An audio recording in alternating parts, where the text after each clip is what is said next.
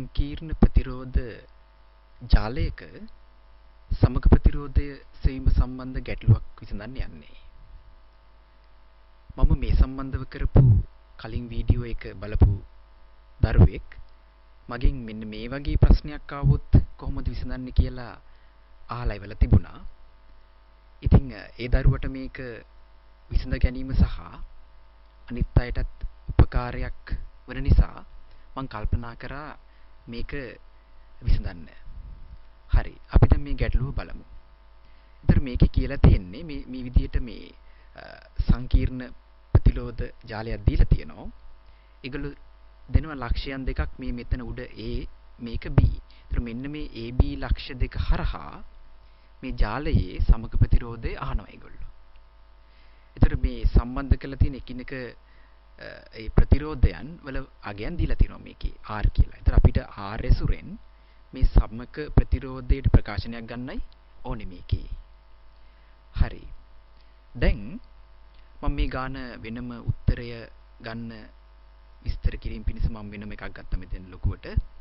Right. අපි දැන් මෙන්න මේ ගාන බැලුවාම මේ රූපයෙන් අපිට පේනවා මේක සමමිතික රූපයක් කියලා. ඉතින් රූපයෙන් සමමිතික බවයි සංකල්පීය වශයෙන් සමමිතික බවයි කියන්නේ දෙකක්. දැන් මේක දැන් රූපයෙන් සමමිතික බව වැදගත් අපිට මේ ගාන මේ පහසුවෙන් සමමිතික බව බලන්න. දැන් මේකේ මේ බලන්න මේ ප්‍රතිරෝධයන් ව්‍යාප්ත වෙලා තියෙනත් උනේ සමමිතිකව. දැන් මේ ගාන එහෙම එකක්. දැන් සමමිතික බව කියන අදහසත් එක්කලා අපිට එන අනිත් එක තමයි සමමිතික අක්ෂය කියන එක. සමමිතික අක්ෂය හැමතිස්සෙම සමමිතික බව හා සම්බන්ධ දෙයක්.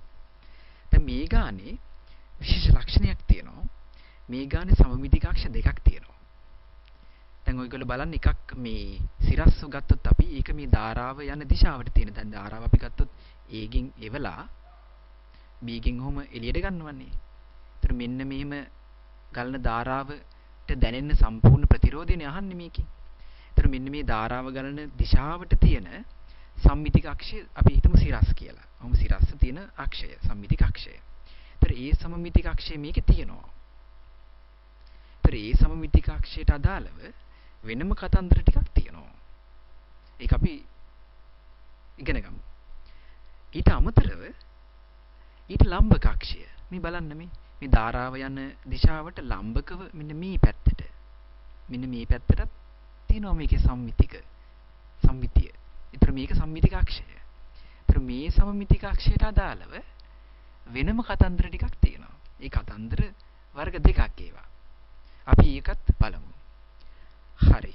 දැන් මුලින්ම අපි බලමු මේ සිරස්ව තියෙන සමමිතික අක්ෂය හා සම්බන්ධ විස්තරය. හරි. මම මේක සම්මිතික අක්ෂය අඳින්න යන්නේ නැහැ. මැන්දොත් මේක රූපේ චොර වෙනවා. ඒ නිසා අපි ඒක හිතේ මවා ගන්න මෙන්න මෙහෙම මේ කර්සර් යන විදියට හිතේ මවා ගන්න මේක තමයි සම්මිතික අක්ෂය. මේ හරියට කේන්ද්‍රය යනවා මෙතනින්. ඔහොම සම්මිතික අක්ෂය තියෙනවා. එතකොට ඔයගොල්ලෝ හිතන්න මේ සම්මිතික අක්ෂය ඔස්සේ අපි දිගහැරපු පොතක් තියෙනවා කියලා. හෝ ෆයිල් එකක් ඔහොම තියෙනවා කියලා. දිගහැරපු එකක්. එතකොට මේ පොත හරි ෆයිල් එක හරි අපි ඔහොම අකුලනකොට නමනකොට පොත හෝ ෆයිල් එක. ඔහොම නමනකොට මේ පරිපතයත් එක්ක නැමෙනවා කියලා හිතා ගන්න. ඒතර පරිපතේ සම්මිතික අක්ෂය ඔස්සේ නැමෙනවා. නැමෙනකොට ඔයගොල්ලන්ට පේනවා සමහරක් ලක්ෂ්‍ය එකිනෙක සම්පාත වෙනවා. දැන් මෙන්න මේ ලක්ෂ්‍ය මෙයත් එක්ක සම්පාත වෙනවා. ඒතර මේ ලක්ෂ්‍ය මෙයත් එක්ක සම්පාත වෙනවා. ඒතර මේ ලක්ෂ්‍ය මෙයත් එක්ක සම්පාත වෙනවා. ඒතර මෙතන ලක්ෂ්‍ය මෙයත් එක්ක සම්පාත වෙනවා. මෙතන ලක්ෂ්‍ය මෙයත් එක්ක සම්පාත වෙනවා. එහෙම එකිනෙක සමපාත වෙන ලක්ෂයන් මේකේ තියෙනවා. මෙහෙන් ගත්තොත් මොකක් හරි ලක්ෂයක් ඊට සම්පාත වෙන එකක් අනිත් පැත්තෙන් අනිවාර්යයෙන්ම තියෙනවා. අන්න ඒක තමයි සම්මිතික බව කියන්නේ. ඒතර ඒ වගේ ඒ සමමිතික වන ලක්ෂයන් මේකේ තියෙනවා. ඔයගොල්ලෝ හඳුනගන්නේ ලක්ෂයන්. මේ විශේෂ කාරණයක් තියෙනවා එන්නේ ලක්ෂයන් හා සම්බන්ධව. කාරණේ තමයි එහෙම සමපාත වෙන ලක්ෂයන්ගේ විභවයන් සමානයි. ඒක තමයි කාරණේ. අපි හඳුනගමු මේ ලක්ෂයන්. දැන් අපිට පේනවා මෙන්න මෙතන මෙන්න මේ ලක්ෂ්‍ය දෙක ඔන්න එක සමපාත ලක්ෂ්‍ය දෙකක්. ඊට පස්සේ අපි වෙන පාටක් ගමු. මේ ලක්ෂ දෙක ඔන්න තව අනිත් සමපාත වෙන ලක්ෂ දෙක මේ දෙන්න එකට කන්ටැක්ට් වෙනවා. ඊට පස්සේ තව දෙකක් ගමු අපි. නිල් පාට අරගෙන ඔන්න මේ ලක්ෂයත් එක්ක සමපාත වෙන අනිත් ලක්ෂය තමයි මේක. ඒකත් හරි. අපි ගමු තද නිල් ගමු ඊළඟ එකට. අනිත් එක තමයි මෙන්න මේ ලක්ෂය. මෙන්න මේ ලක්ෂයත් එක්ක සමපාත වෙනවා මේ ලක්ෂය. ඊළඟට තව එකක් තියෙනවා මෙන්න මේ දෙක අපි එකත් පාට කරමු මොකක් හරි වෙන පාටක් අරගෙන. ගමු කහ පාටයකට. ඒ කහ පාට කර්සරේ පාට කමක් නැහැ. රයිට්. එතකොට මෙන්න මේකත් එක්ක සමපාත වෙනවා මෙන්න මේක. හරි. දැන් මම ඔන්න ඔය විදිහට මේ සමපාත වෙන ලක්ෂණ ලකුණු කරලා තියෙන්නේ. දැන් මම කලින් කියපු තියරි එක. මොකක්ද තියරි එක? මේ සමපාත වෙන ලක්ෂණ විභවයන් සමානයි. ඒතර දැන් මෙන්න මේ රතු එකම විභවයනේ. එහෙනම් මේ ප්‍රතිරෝධය හරහා විභවාන්තරයක් එනවද? එන්නේ නැහැ. එහෙනම් මොකද කරන්නේ අපි? මේ හරහා විභවාන්තරයක් නැත්තම් ධාරාවක් යන්නේ නැහනේ. ධාරාවක් යන්නේ නැත්තම් මේ ප්‍රතිරෝධයේ මේ සහභාගීත්වයක් නැහැ පරිපතේට. ඉතින් සහභාගීත්වයක් නැති පරිපතය අර කලින් කිව්වා වගේ ඒ පරිපතයේ සහභාගීත්වයක් නැති ප්‍රතිරෝධ ගලවලා අයින් කරනවා. සහභාගීත්වයක් නැහැ කියන්නේ එළිය ඉන්නවා වගේ තමයි. අපි ආයෙ එළියටම දානවා. ඊළඟට දැන් බලන්න මේ තව ලක්ෂ දෙකක්. දැන් බලන්න මේ ප්‍රතිරෝධ දෙක අයින් කරන්න බෑ. ඇයි? මෙතන විභවය අපි දන්නේ නැහැ. මෙයත් එක්ක සමපාත වෙන ලක්ෂය මේක. මේ ලක්ෂයන් දෙකෙහි විභවය සමාන වුණාට අපි දන්නේ මෙතන විභවය. අපි මේ කතන්දරේ පස්සේ බලමු. හැබැයි මේක දන්නවා. මේ කහ එකම විභවයන් තියෙන ලක්ෂයන් දෙකක්. එතකොට මෙන්න මේ ප්‍රතිරෝධය හරහා විභවාන්තරයක් එන්නේ නැහැ. ඒ නිසා මොකද කරන්නේ? ඒ ප්‍රතිරෝධය අයින් කරනවා. ඒ ප්‍රතිරෝධය හරහා ධාරාව ගලන්නේ නැහනේ. ඒ ධාරාව නොගලන ප්‍රතිරෝධ ගලවලා අයින් කරනවා. සහභාගී වෙන්නේ නැති නිසා පරිපතේට. එතකොට අපිට මෙන්න මේ ප්‍රතිරෝධ දෙක තමයි මේ විදිහට ගලවලා අයින් කරන්න පුළුවන්. ඒතර මෙන්න මේ දෙන ගලවන්න පුළුවන්ද? මෙන්න මේ එකම ලක්ෂ්‍ය මේ දෙක පුළුවන්ද? බෑ. මේක එක පාටක් මේක තව පාටක්. මේ ගලවන්න බෑ. මේවා ගලවලා අයින් කරන්න බෑ.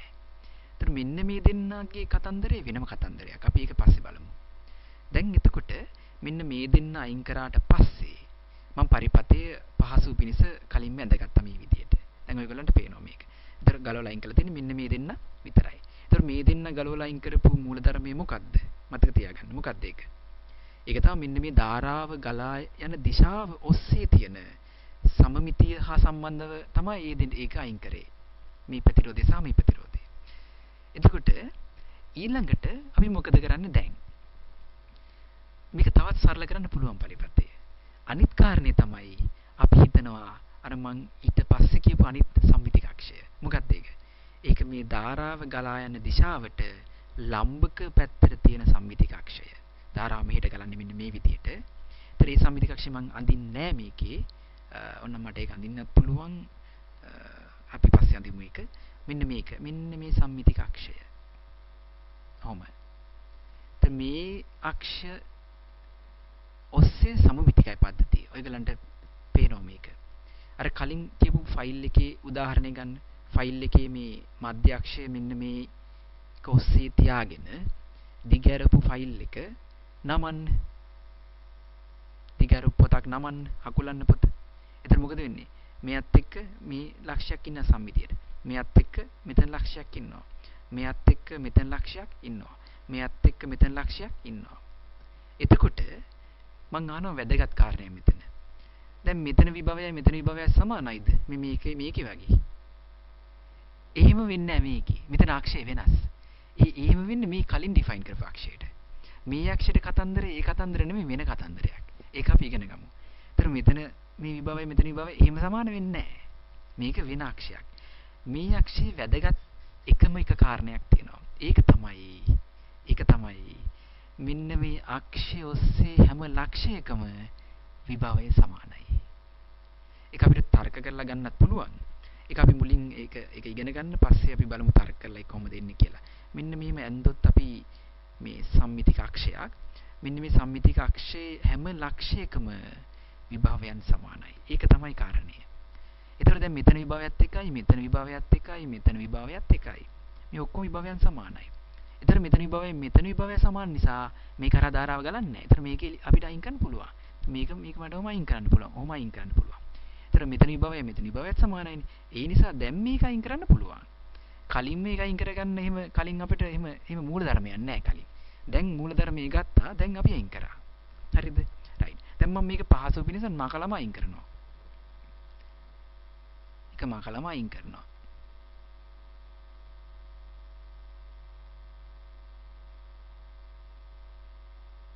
ඔය විදියට. ඒතර කලින් මූලධර්මයේ එක කතන්දරයක්, දැන් මූලධර්මයේ වෙන කතන්දරයක්. right. දැන් අපි බලමු මොකද වෙන්නේ කියලා මේකේ.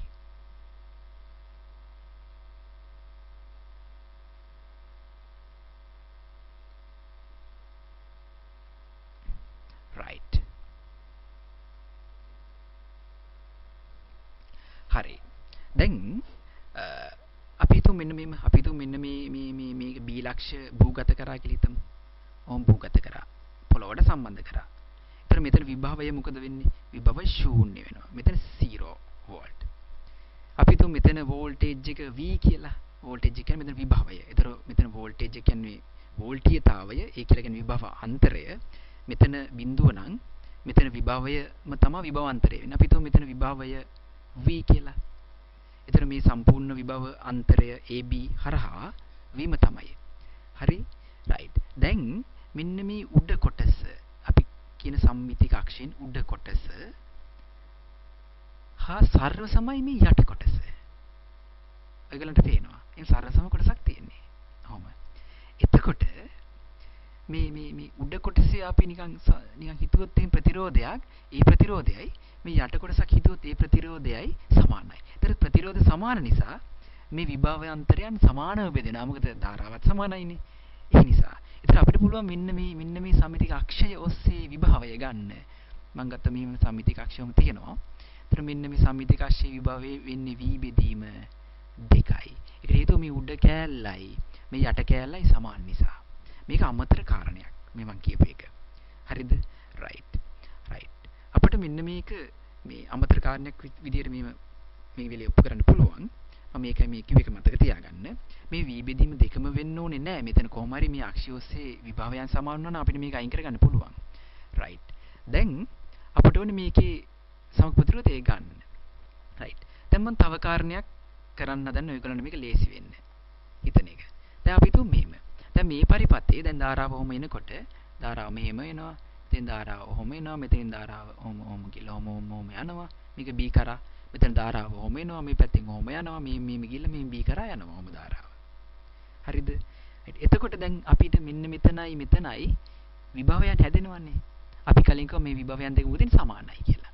ඒතර අපි මන් නිකමට වගේ මෙතනට නිකන් සන්නායි කම්බි කැලලකින් මේක සම්බන්ධ කරගන්න. නිකමට වගේ. සම්බන්ධ කරගත්තා කියලා මොකුත් පරිපතේ වෙනසක් වෙන්නේ නැහැ. මොකද ධාරාවක් ඊට මෙහෙට යන්නේ නැහැ. මොකද විභවයන් කොහොමද සමාන වෙලානේ තිබ්බේ. සම්බන්ධ කරන්න කලින්ම. එතන සම්බන්ධ කරලා පස්සේ මේ මොකුත් ධාරාවක් මෙහෙට යන්න පටන් ගන්න නැහැ. නිසා කිසිම වෙනසක් නැහැ. right.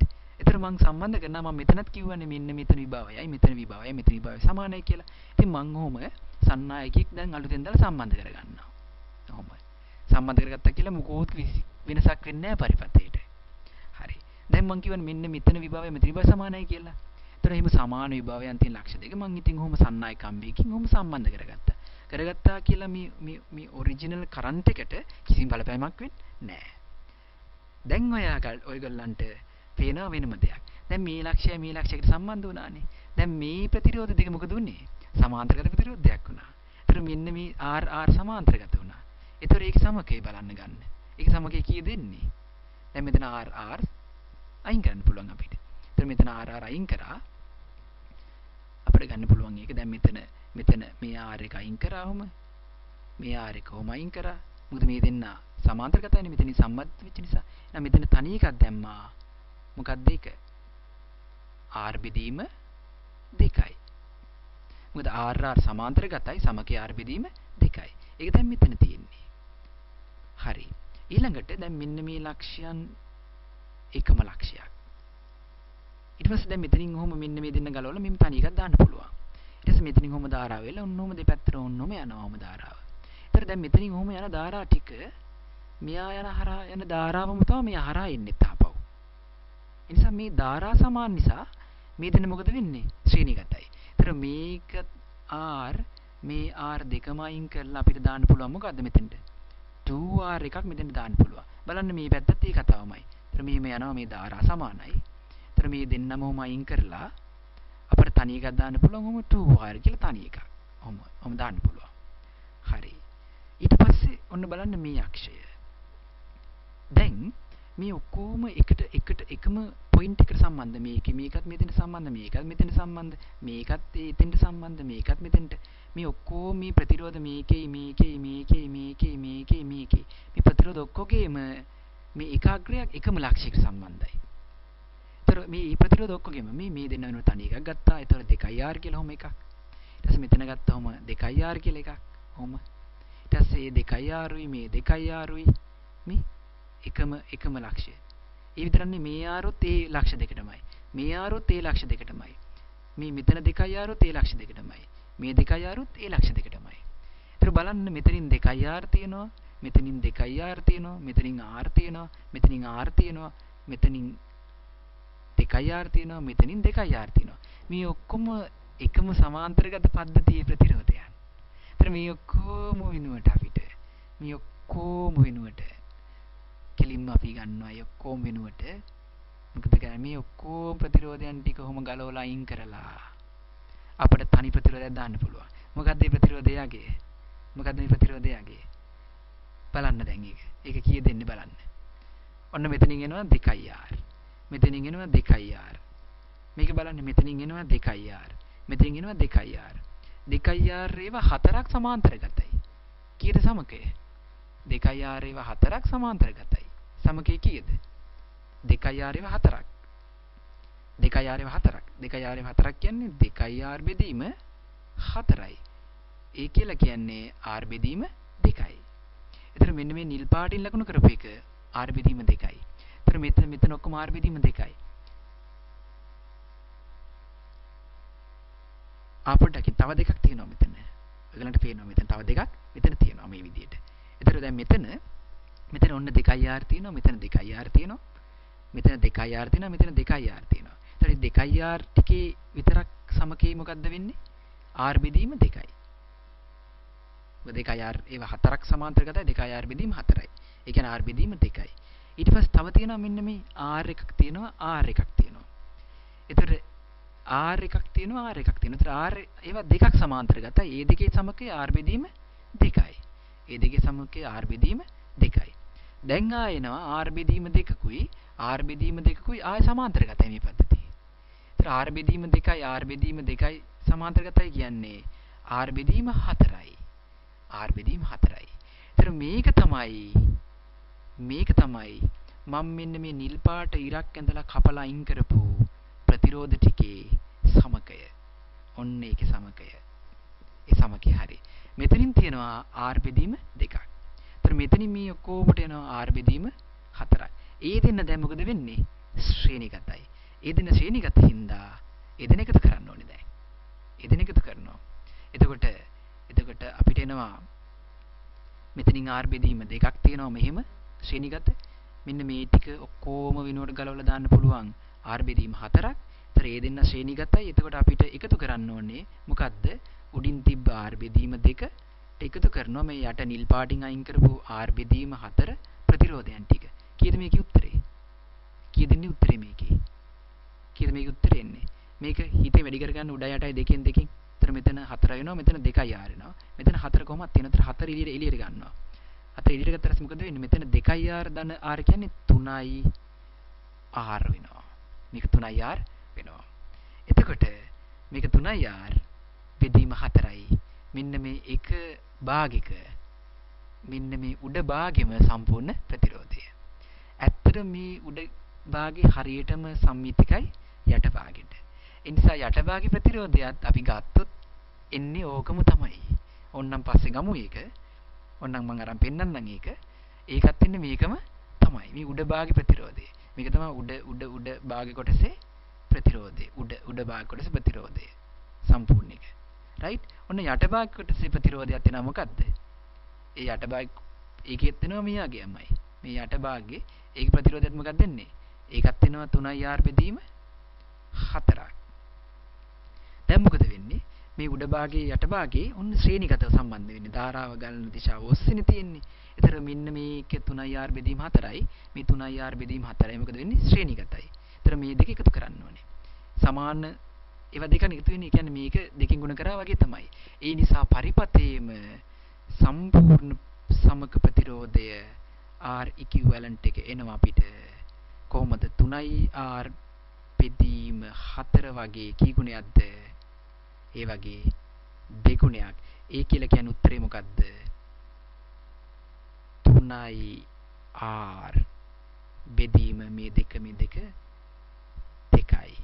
මේක තමයි උත්තරේ.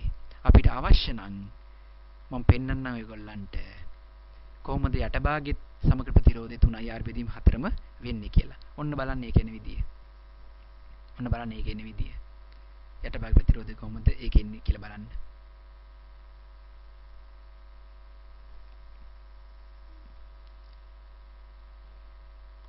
right. දැන් අපි දන්නවා මේ ඔක්කොම ලක්ෂ ටික එකම විභවයක තියෙන්නේ. right. ඒතර මෙතනින් එන ප්‍රතිරෝධයක් කොහොම 2r. මෙතනින් එනවා 2r. මේ ඔක්කොමත් එකම විභවයක. මෙතනින් එනවා r. මෙතනින් එනවා r. මෙතනින් එනවා 2r. මෙතනින් එනවා 2r.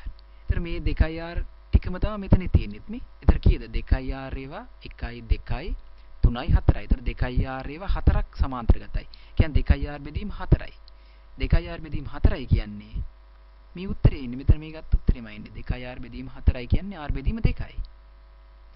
ඒතර මේ ටිකේ r බෙදීම 2යි. ඊට පස්සේ තව තියෙනවා මේ r1යි r1යි. ඒතර r දෙකක් සමාන්තරගතව තියෙන. ඒ කියන්නේ r දෙකක් සමාන්තරගතව කියන r බෙදීම 2යි. කලින් එකමයි. ඒතර r බෙදීම 2 එතනින් එනවා. ඊට පස්සේ ආයේ මෙතන r බෙදීම 2යි r බෙදීම 2යි ආයේ සමාන්තරගතයි. එතකොට r බෙදීම 4යි.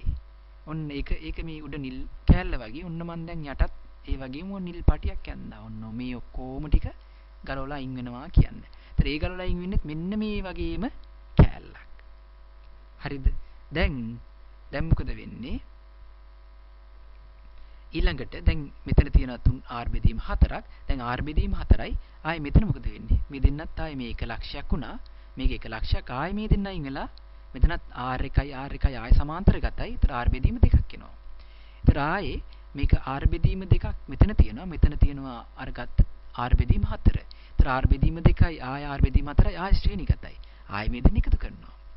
ඒතර ආයේ මේ දෙන්න එකතු කරපුව ගමන් ආයෙන්නේ මෙතන 2කින් වැඩි කරා. මෙතන 2කින් වැඩි කරා. ඒතර මෙතන 2 මෙතන 4 වුණා. 4 වුණා. 4 කොමන් ෆැක්ටර් එක එළියට ගත්තා. මෙතන 2r ධන r කියන්නේ 3r. ආයේ 3r බෙදීම 4 මෙතෙන්ට ආවා. දැක්කද? ඒකමයි ආවේ. එතකොට අපිට අවසාන උත්තරේ එනවා 3r බෙදීම 2යි කියලා. right. ඉතින් මෙන්න මේ වගේ ඔයගොල්ලන්ට ගැටලු තියෙනවා නම් මට යොමු කරන්න. මම ඒක යොමු කරන දරුවට සහ අනිත් අයටත් ප්‍රයෝජනවත් වෙන නිසා මම ඒක තෝරාගෙන මම ඩිස්කස් කරන්නම්. ඔයගොල්ලන්ට මේ මම හිතනවා මේක පැහැදිලි ඇති කියලා. දැන් මේක මම කරන දෙවෙනි වීඩියෝ එක. මම පළවෙනි වීඩියෝ එක කරද්දී මම කිව්වේ නෑ ඒක පළවෙනි එක කියලා මට ඒක කියන්න අමතක වුණා. ඉතින් මම මේක කරන දෙවෙනි වීඩියෝ එක. ඔයගොල්ලන්ට මේක තේරෙන මට්ටම මොනවද තේරෙන්නේ කොහොමද වෙනස් වෙන්න ඕනේ කියලා ඔයගොල්ලෝ මට දන්නන්න කොහොමද වෙන්නේ කියලා මේකේ ඔයගොල්ලෝ ෂෙයා කරන්න ඔයාලා යාළුවන්ට මේක ෂෙයා කරන්න මේක ලයික් කරන්න සබ්ස්ක්‍රයිබ් කරන්න කියලා ඔයගොල්ලෝ මට මේකේ කොහොමද තේරෙනවද නැද්ද කොහොමද වෙනස් වෙන්න ඕනේ කියන එක මට මේකේ කියන්න කමෙන්ට් කරලා කියන්න. ඒතර මට පුළුවන් මේ ඔයගොල්ලන්ගේ කමෙන්ට් බලලා මට පුළුවන් මොටිවේෂන් එකක් අරගෙන තවදුරටත් මේ විදියට වීඩියෝස් දාන්න. හරි. නිසා මේ අපි ඊළඟ වීඩියෝ එකකින් හම්බෙමු. Thanks for watching. Right.